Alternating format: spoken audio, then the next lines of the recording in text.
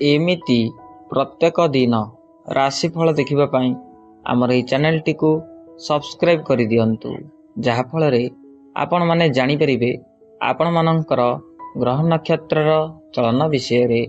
नमस्कार प्रिय दर्शक बंधु, आज आम जानिबा क्यों तीनोटी राशिंकर भाग्य बदलिबाकू जाउछि एही नवेम्बर मासरे एवं आपणक जीवनटी बहुत मात्रा रे उज्जवल हेबाकू जाउछि। तेणु आपण ए वीडियोटी को शेष पर्यंत देखंतु एवं कमेंट रे जय जगन्नाथ जय महादेव निश्चय लिखंतु। देखंतु प्रथम राशि हेउछंती तुला राशि। तुला राशिंकर व्यक्ति विशेषଙ୍କ जीवन रे एही नवेम्बर मासरे बहुत मात्रा रे उन्नति घटिबो, कारण तुला राशिंकर अधिपति होचंती शुक्र, जहा आपनकू गुरु स्थान रे रही आपनकू चलन कराइबे। फल रे तुला राशिंकर व्यक्ति विशेषଙ୍କ जीवन रे एही नवेम्बर मासरे अनेक मात्रा रे परिवर्तन घटिबो, जेमिति कि आपनकर कोनोसी स्थान रे मान सम्मान हानि होतला एवं आपनको चाकरी क्षेत्र रे उन्नति होनथिला सेगुड़िक समस्या सबू दूर हो जिवो।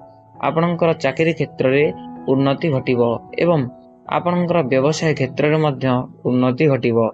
आपण यदि एक शिक्षार्थी होइतांती तेबे आपनकर शिक्षा क्षेत्र रे मध्य उन्नति घटिबो एवं आपनकू समस्ते मान सम्मान कराइबे। तेणु आपनक पई एही नवेम्बर मासरे तुला राशि रो व्यक्ति विशेष पई बहुत खास अटे एही नवेम्बर मासटी।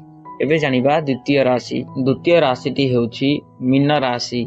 मीन राशिंकर व्यक्ति विशेषंकर जीवन रे एही नवेम्बर मासरे बहुत मात्रा रे परिवर्तन घटिबो, कारण मीन राशिंकर अधिपति होउछंती शुक्र एवं शुक्र स्थान रे देवगुरु बृहस्पति आपणकर पंचम स्थान रे एवं नवम भाग रे शनि विराजमान करिसंती। फल रे आपणकू यथेष्ट मात्रा रे धनर प्राप्ति हेबो एवं आपणकर पारिवारिक क्षेत्र रे जो वाद विवाद सृष्टि होतला सेथुर मध्य सुधार पाइबे। आपण कोनोसी गृह मध्य निर्माण करि पारंती। ए नवेम्बर मासरे आपणक पई मीन राशि रो व्यक्ति विशेष पई विवाह योग मध्य अछि एवं आपणक पई एही नवेम्बर मासरे 17, 19, 21 बहुत मात्रा रे शुभ दिन मध्य शुभ तारीख मध्य होइथाय।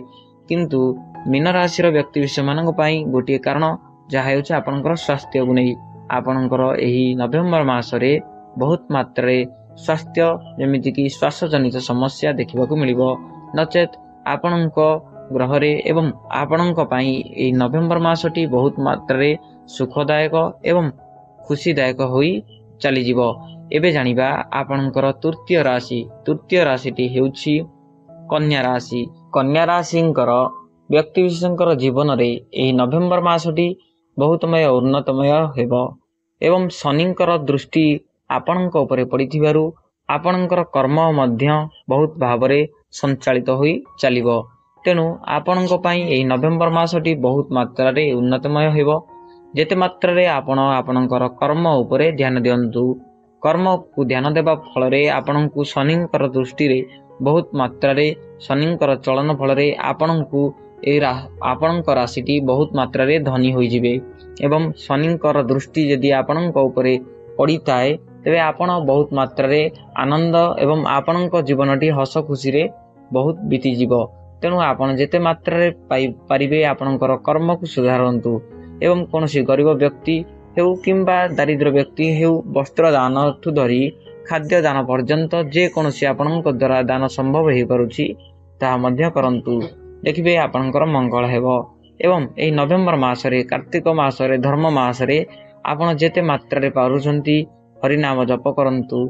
फल रे हरिनाम जप करिबा फल रे आपनकर आत्मा को शांति एवं आत्मा को आपनकर आत्मा को शांति एवं मन को खुशी मिली थाए, जहा फल रे कि भगवान मध्य आपनक उपरे संतुष्ट होइतांती। तेणु आपण जेते मात्रा रे पारिबे महादेव मंदिर को मध्य यात्रा करिवे एवं कोनोसी ग्राम देवी मंदिर को मध्य यात्रा करिवे। देखिबे आपनकर यथेष्ट मात्रा रे मंगल हेबो। एही नवेम्बर मासरे एही तीनोटी राशिंकर बहुत मात्रा रे चलन हेबाकू जाउछि। यदि आपण एही तीनोटी राशिंकर व्यक्ति विशेष मानक मध्यरु जे कोनोसी व्यक्ति होइथांती तेबे कमेंट रे जय जगन्नाथ जय शनिदेव निश्चय लिखिबे।